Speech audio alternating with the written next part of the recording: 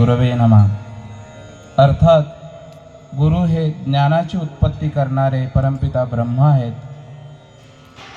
एखादा समाजाला आवश्यक असणारा तत्वज्ञान किंवा ज्याच्याने मनुष्याचा उद्धार होणारे असं ज्ञान निर्माण करणारा कोण असेल तर तो ब्रह्मदेव आहे.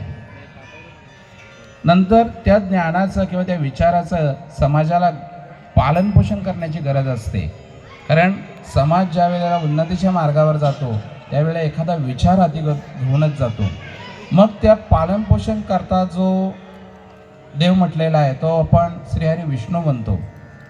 आणि एखादा विचार समाजाला बाधक असेल, समाजाचं अधपतन होत असेल तर त्या विचाराचं संहार करणारे देवादिदेव महादेव आहेत. हे तीनही गुण ज्यांच्या अंगी आहेत असे गुरु दत्तात्रेय ज्यांचं इथं मंदिर आहे. अर्थात अत्रेय ऋषी जे 3 गुणांनी सुद्धा श्रेष्ठ आहेत, सत्व रज तम, आणि ज्यांना कुठलीच सुयास येऊ शकत नाही अशी अनुसूया माता यांचे ते सुपुत्र आहेत.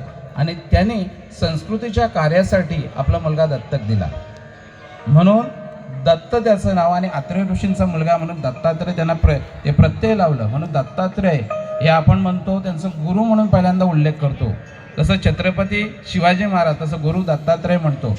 त्या दत्तात्रेयांचे गुण हे प्रत्येक गुरूंच्या अंगी असतं आणि म्हणून हा शिष्य परिवार घडत असतो.